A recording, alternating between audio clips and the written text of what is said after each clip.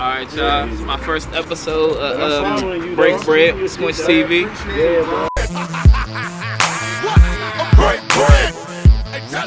I had to take you back to my stomping grounds where I come from, Rhode Island Ave, Eastern Avenue. I guess what we grew up eating. You know, I got the 3 wings, fried rice, hot oil on everything, steak and cheese. Say what's the difference between the steak and cheese and the cheese steak. And we about to go in there now. Sorry. Yeah, get 2 of them. Get 2 watermelon Arizona. Nah, fruit punch. Watermelon and fruit punch. Sorry. Hey. The monkey, the body jump. Yeah, good look. Yeah. Oh. Thank you. Got these jumps for my 2 friends, dog. Which one? My glasses. What's that? Oh, My little monkey, the body jumps. Make sure you throw some of these jumps on too, bro. I'm gonna put them down while I'm eating. Hey, man. What y'all been doing? All local brand. Gang. No, he the one that shot the 30 interview too. Free So Hood TV. 30 clip. Alright, so we had Sundays. I got 3 wings. Did you get anything to eat? Nah, Alright, you good? I'm out here with good fruit, good man. I mean, you ain't just sitting down. Y'all ain't jumping down. Bimbo, we got King, Breaking the Bank, Jarvis, Tony B, OG, Marco, Squinchy.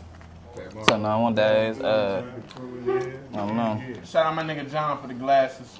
Oh, yeah. You know what I'm saying? This is his brand. Shout out the whole hands-on barbershop. Oh yeah, shout him out. You know what I'm saying? So I don't know who that is first. We good. Let's start off how me and Squinchy met. Can we start off there? Yeah, we can start off. Because a lot of niggas don't know. Hold on. Hit that like button too, man. Hit that like button. Like, comment, subscribe. Like, comment, and subscribe. I knew Squinchy for a very, very, very, very, very, very long time. I knew Squinchy since I was about like, I'm 27, turned 28 this year. I knew Squinchy since I was about 11, 12. Squinchy always been a nigga niggas looked up to in the neighborhood. How old is y'all age difference? Because I'm a little older. About 4 or 5. You my, how old are you? I ain't gonna say. I'm big. I'm 4, silver. So you my Uncle Mike in them age group. Yeah. You that age. Squinchy and then I was saying Boo Boo, his older brother. Yeah, Older brother. But yup. Squinchy older than me by like 5 years. Oh, okay, dang. Yeah, like 5 years. Yeah. Squinchy one of them niggas in the neighborhood. I'ma say it, cause a lot of niggas is good around here cause of Squinchy. We just gonna be real. Oh, man. Squinchy a real live original around here. It's not a lot of those left. Not a lot of those left. And I get credit when it's due. Squinchy was a nigga that laid around. I'm talking about around here in different spots though. Like some of us just stayed in one spot our whole life. Squinchy bounced around 35th, Perry Street, Bunker. 38th, Bunker. Like he was around everywhere, you know what I'm saying? But I knew Squinchy for about like 16 years. Like that's around there, like 16. If I'm 11, if I'm 11, 12, and I'm 27 or whatever that age difference. I'm 16. Yeah, like 16 years. But good nigga, man. Ever since I known him. Good nigga, you know what I'm saying? Watch your girl. Squinchy, you take your girl from side now. I'm playing. You know that's the stigma that's on you around the way. Not true. Not true. They choose. But nah, genuine good nigga though, bro. Like, I'm the type of nigga to see in my generation. See, like Squinchy, he was in the generation like the Jody Breeze, the Lord Chris, you know what I'm saying? The Edwins. He was in that generation. I was in the generation with the Gottis, the Balls, you know what I'm saying? That generation. Free Gotti, free Boss as well. You know what I'm saying? But around the way, man, just around the way coming up around here, it's like a sinkhole. Like, if you stay around here too long and you don't got a strong mind, you gonna sink in. You know what I'm saying? So I tell niggas, if you are who you are, you certified with you who you are within your mind, you gonna be good around here. Like, growing up, it's just like most of the neighborhood related too. A lot of people don't know that.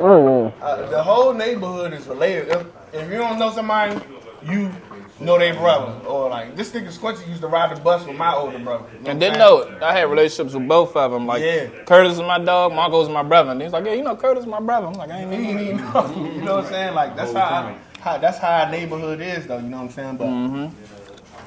But I got a question for you though, Squint. Okay. How you feel about the generation behind you?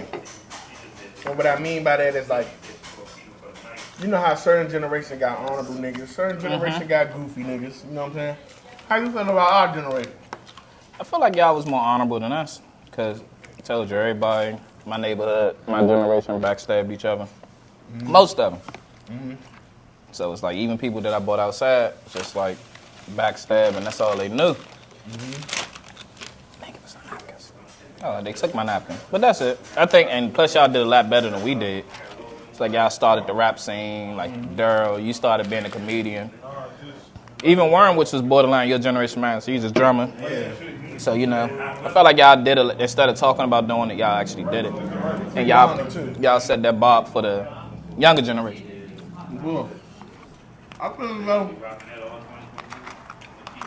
if niggas ain't see what y'all generation did, we just basically learn from y'all mistakes for it. Yeah.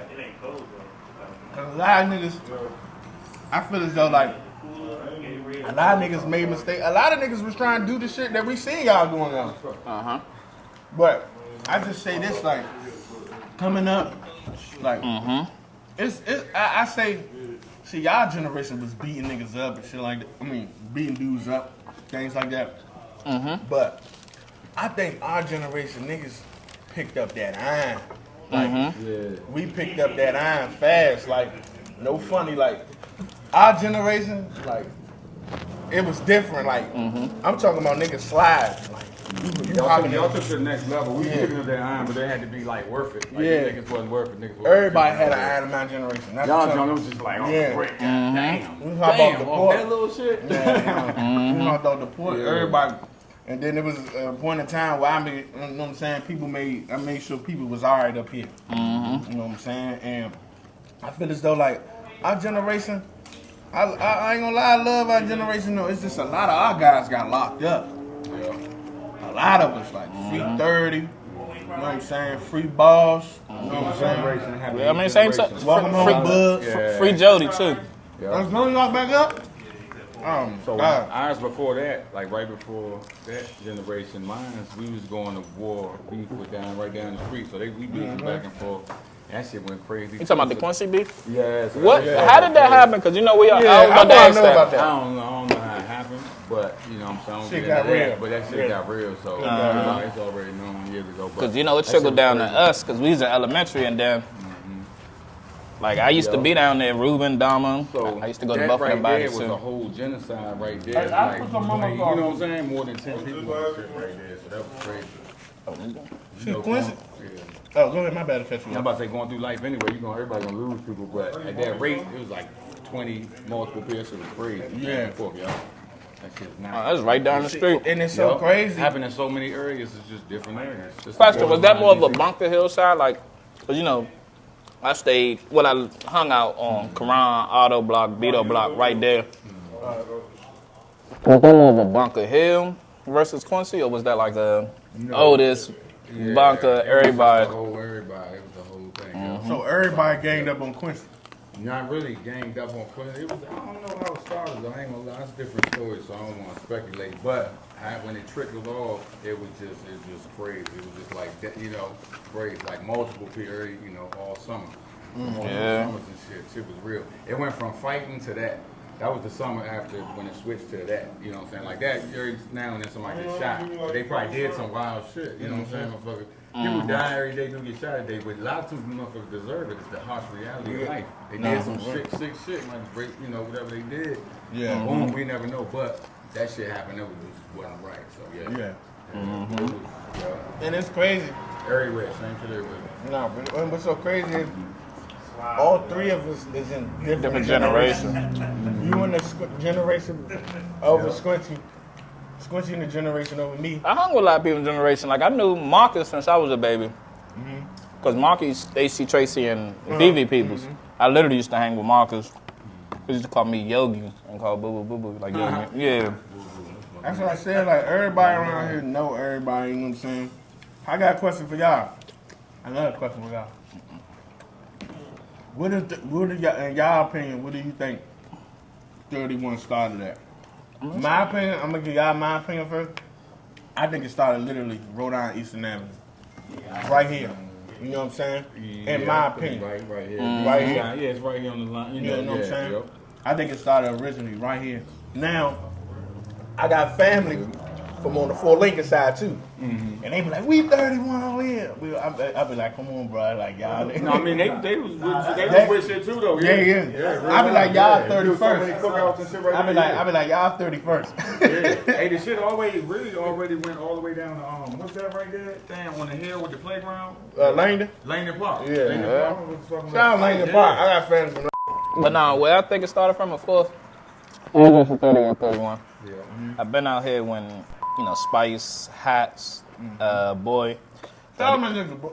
Go ahead. My bad. 31 Hot Boys, they had a bandana, Tracy McGrady jersey. They was rapping it. But right here, we don't know which intersection, but right here. but then Queenstown took it over. Oh yeah, Queenstown. It was weird though. With Queenstown in the beginning, we was all together with Queenstown, because that's still Mount Rainier. But then Queenstown was on some like they on their own shit. But still, it was cool though. Yeah. This is when I was in high school. So I'm like, look, we beefing with Kentland, we beefing with a lot of motherfuckers. Y'all motherfuckers might as well team up with us. Yeah. Because it's a lot of them motherfuckers. Yeah. Kentland big as shit. So they was like, all right, we cool. We're in school, but then off school was just like we had the parties and shit. It still was Queens. I'm like, motherfucker, we fighting together and shit. But it was cool though. It wasn't never no crazy shit. But Queenstown, that's in Mount Rainier, but they was on their own shit. Yeah, they always had their own shit. I'm gonna be real. Like Baltimore and fucking Baltimore. What's the name? You know what I'm saying? What's so Queenstown good? was their own shit, but there was never no beef though. But they was definitely on their own shit. I'm gonna give it a bang. That's the So nothing ever told you like I ain't gonna hang out, because Brentwood had the BWC back in the days, the Brentwood crew. So what made you be like, all right, I don't want to be with the Brentwood crew, but I'm gonna come up top. Right there. It was like I said. It You was. playing basketball, Bartlett Park? Yeah, I was in Bartlett Park summer camp when I was 8, 9. Like we was all. It's no.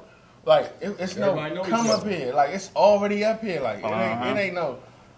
Let me just go. Fuck no, nigga, 3 steps. When Yeah, it is. When you got that Northwestern, right? Yeah. That shit. That's he outgrew that middle school shit. He ready to fuck that. But what's some other neighborhoods y'all live in? I lived in Shelby. Oh, Shelby. I live in Shelby. Oh, Shelby. I came from Shelby to Mount. Wow. I was in third grade. Yeah, Damn, yo. I live in the 6811 building up 23rd. That's where my mother originally from. Okay, you talking about 23rd right here? Yeah. Okay. The 6811 building up Newberry Square Park.